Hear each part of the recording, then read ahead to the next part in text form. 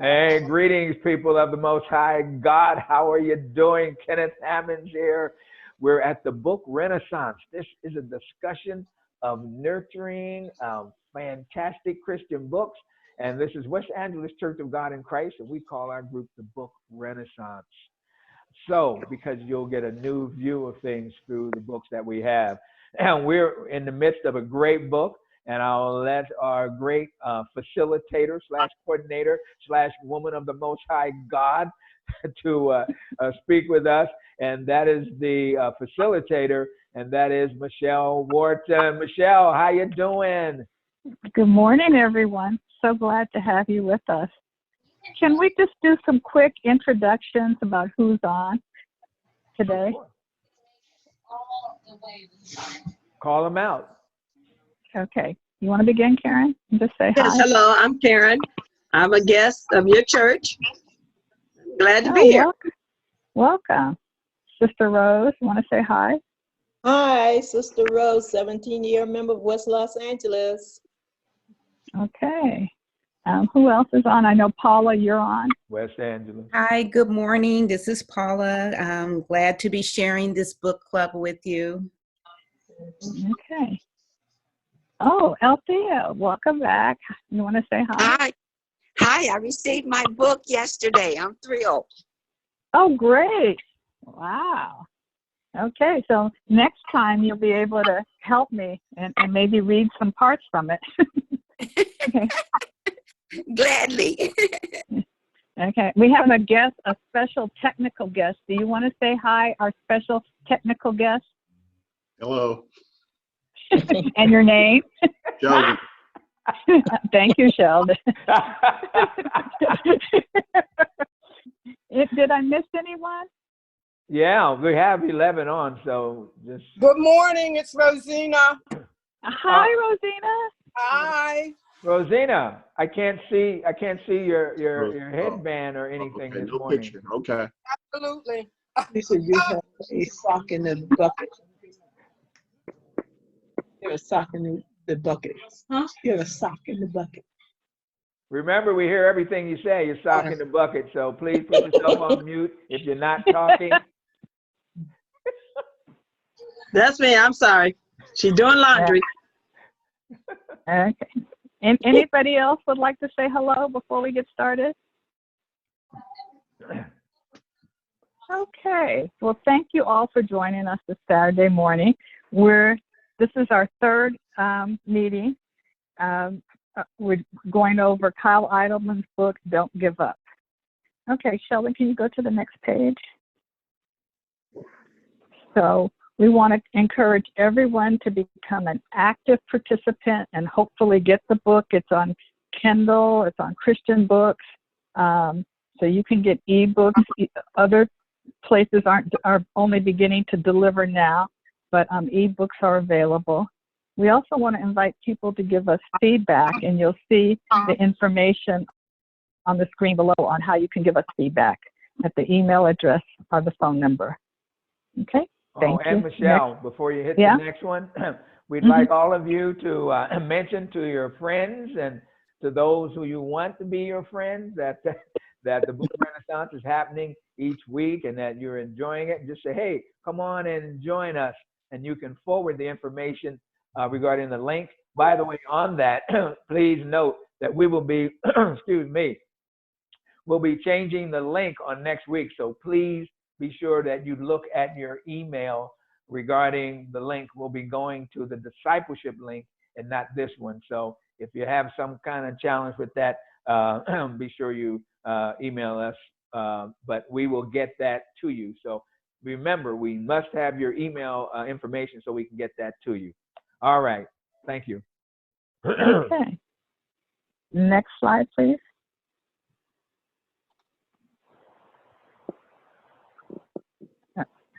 Okay. As we mentioned, we're in the third week of discussing Don't Give Up by Kyle Idleman.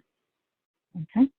Which has been, I don't know about other people, but in these days and times, it's really been blessing and helping me. So I can speak from experience here. Next slide.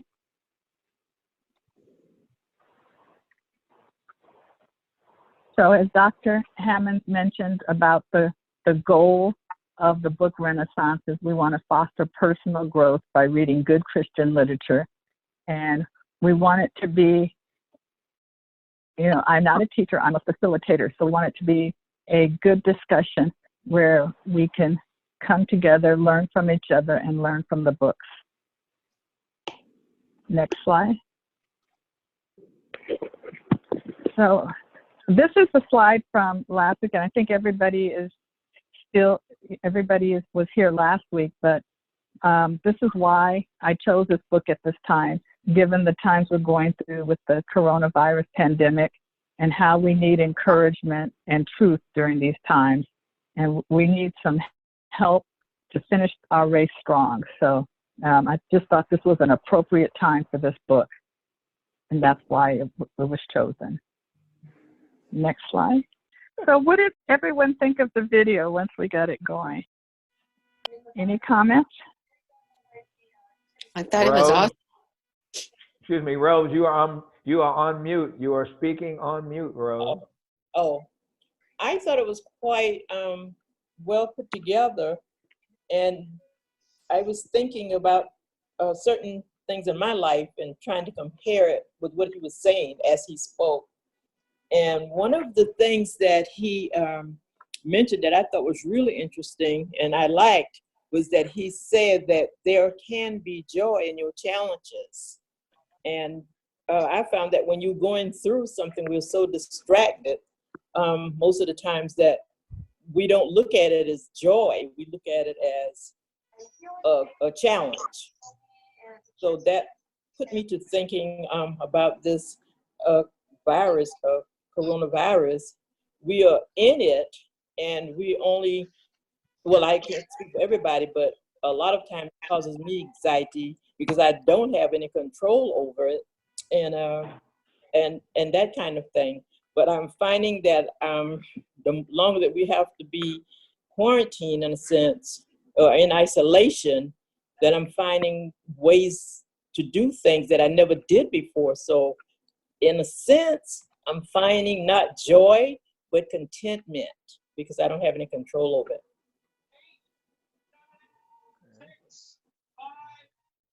Thank you for sharing. Anybody else want to comment before I say anything? Oh, this is Rosina. It was a couple of things. One that the young man said when he was talking about getting over your self-guilt, I guess. I can't read my own handwriting now. And stop looking at the shiny, glittery things of this world and be intentional. And I thought that he made some good points on that. Just piggybacking on that, what I liked was when he said subtraction is more beneficial than addition, because we always want to add things to our lives when we should be focusing and taking things, the non-essential things or the things that don't really matter. We should be focusing on the priorities. So I like that, how subtraction can be better than addition, and to say no to a lot of things.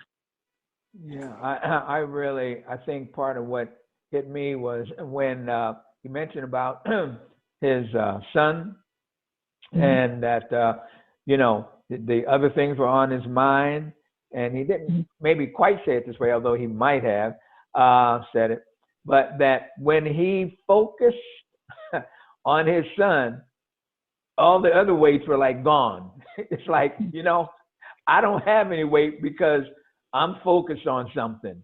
That to me was profound, and that may be a way for all of us to deal with whatever we're dealing with in life, whether it's Corona or something after Corona or Corona Plus or Corona 20 or Corona 25. The way that now I've gotten from this video, and I never thought of it this way, the way to deal with all the weight that is on you is to focus. And then I could preach a sermon from Hebrews about focusing on Jesus, looking to Jesus, the author and finisher of our faith, but I won't give that sermonette right now. Amen. Thank you, Dr. Hess. I wish you could do that one. That's a good one. Paula, do you have any comments?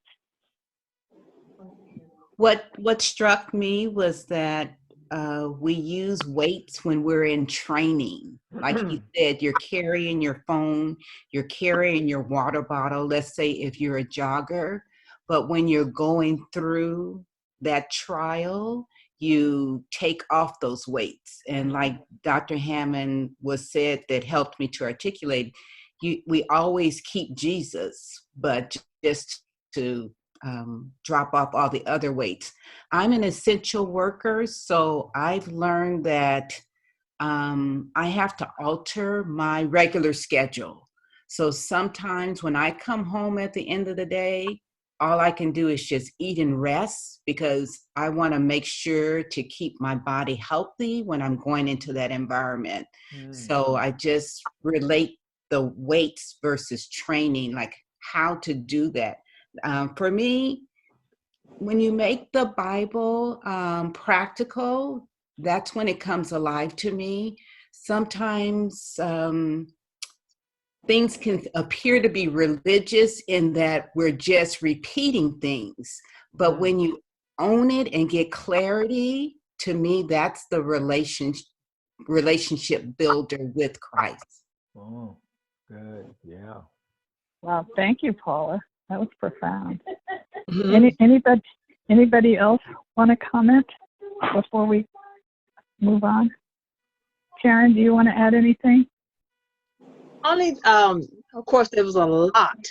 One thing I guess stuck out with me was when he said, identify those weight, those things that hinder. And I know for me, I guess I think of hindrance as sin, but he mentioned some things. I'm like, oh, I never thought of wanting to be in control, always control as a weight. I do struggle with that because I'm in a situation, there's some things in my home that's out of my control. And I find myself focused so much on those things that it's causing anxiety that I didn't realize I was having. I'm like, oh, so that's why this is happening. Because I was asking God the other day about some things, why some things were happening in my life, and now I can see. So I appreciate this video, because I didn't. There's just some things I never thought about. Like you said, thinking about expectation. I didn't think about expectation being a weight. You know, we've always been told to believe God and think for the future, and but sometimes when it don't happen, then we make it a weight. So I'm like, oh Lord, I'm gonna have to sit down and do what the man said. List those things that hindrance, those weights, and like I said, go back to the beginning. Sheldon, what did you? Thank you, Karen. Sheldon, what did you think? This is your first time hearing "Don't Give Up." What's your feedback about it? Well, it's interesting because, like, when we coach the kids at high school, there's a saying that goes amongst between the coaches. You know, you've got a group of kids and you're trying to direct them. And when there's a bad seed, as coaches, we call it addition by subtraction, because a lot of times there's that one bad kid that will tear the whole team apart. So I understood that, when he said that sometimes you've got to get rid of the additional weight. And by the same thing, that's one of the things we always tell the young kids. They've got expectations and they want to get a sports scholarship and this, that, and the other, but they want to hang with their friends.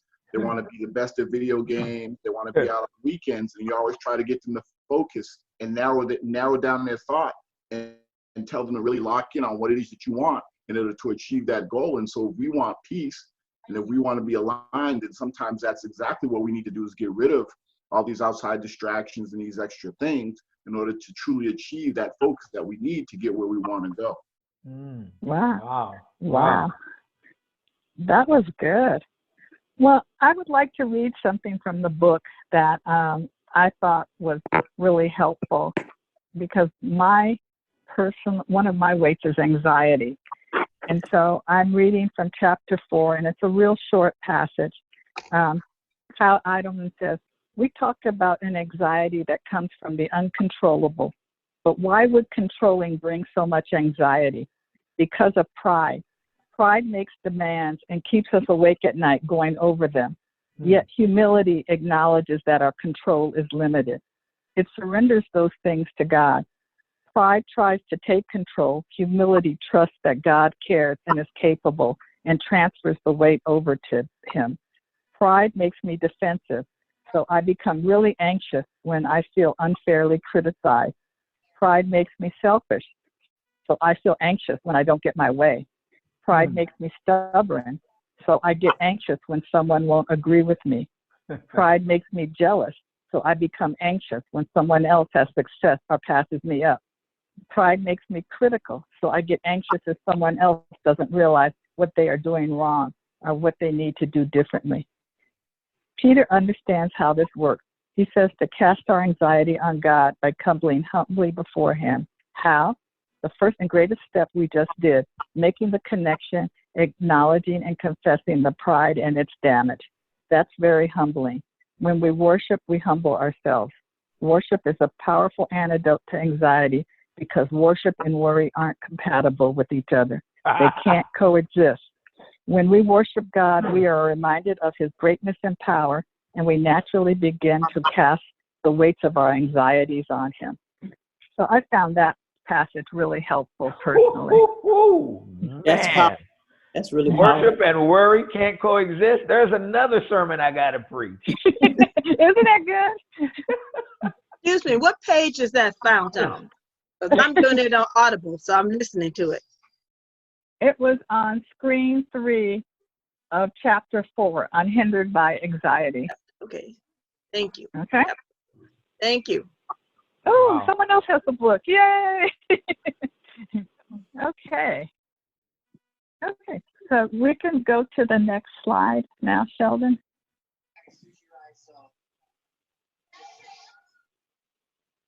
So the next slides are just summaries of what we've already talked about, and from the video, 2 things that we should identify, and we've already talked about that, any kind of weight that hinders us and the sin that entangles us. Okay, Sheldon, I'm going to be going really fast. Next slide, just a warning. So again, anxiety, and I think during these times, and maybe that's my little confession, how anxiety I know is slowing me down, and I think it's slowing other people down too. So that's, we have to get rid of the baggage. Next slide. Wait. Back. Okay. Back. Wow. He had so many phrases. What is this anxiety spectrum? I know. Talk about Okay. that. You read the book. When you're on the anxiety spectrum? Woo! Well, he's saying that everybody has different types of anxiety, and he doesn't discount people who have like a medical condition about anxiety. So we're all at different levels of anxiety. Oh, okay. Okay. So that's what he's talking about, the anxiety spectrum, and that he's not going to rate my anxiety versus someone else's. We can't really judge other people's anxiety. All right. Thank you. So again, he talks from 1 Peter 5:7. He's just talking about casting means to transfer it. Let God carry the weight. Just throw it off. Don't keep the weight on. Transfer it to God. Okay. Next slide. So we've talked about this, but I liked in the book how he summarized it. The different weights. The unknown. We're worrying about the tomorrows. And then he talked about the unlikely. How people worry about, to me, some really improbable things, like a meteor hitting the earth, or things that are statistically really unlikely. And sometimes people really worry about those things. And then we've already talked about the uncontrollable. Oh, that's good. Yeah, so I like that. The unknown, the unlikely, and the uncontrollable. Unlikely. Yeah. So, we read about, this happened, something happened in Nevada, and we're worried about, can that happen in Los Angeles? It's coming here. So that was another example of the unlikely. So I hope that we can all, I know I made a list of the things that are weighing me down, and I was surprised. It was a whole page, but I I challenge us all to think of this week about the things that are weighing us down. To literally write them down, you're telling us? Yes, I am. Oh. Do we have to look at them after we write them down? But then you'll know what to pray about. There you go. Okay. Okay, next slide, please. We talked about that the first and greatest step is acknowledging the pride, and how worship is the antidote to anxiety, because worship and worry cannot exist, Dr. Hammonds. Okay, just to reinforce that.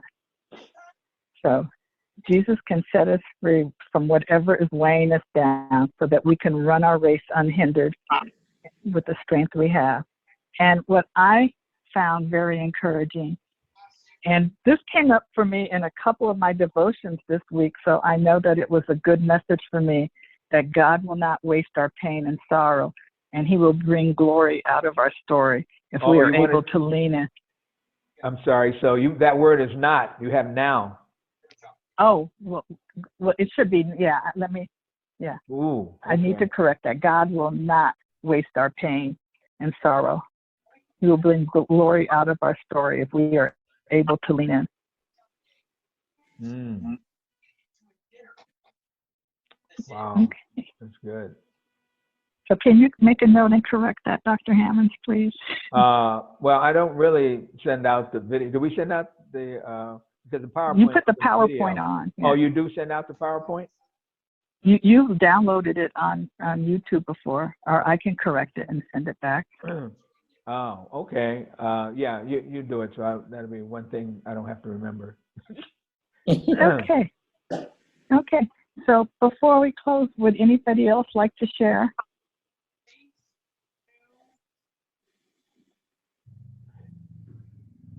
That's good.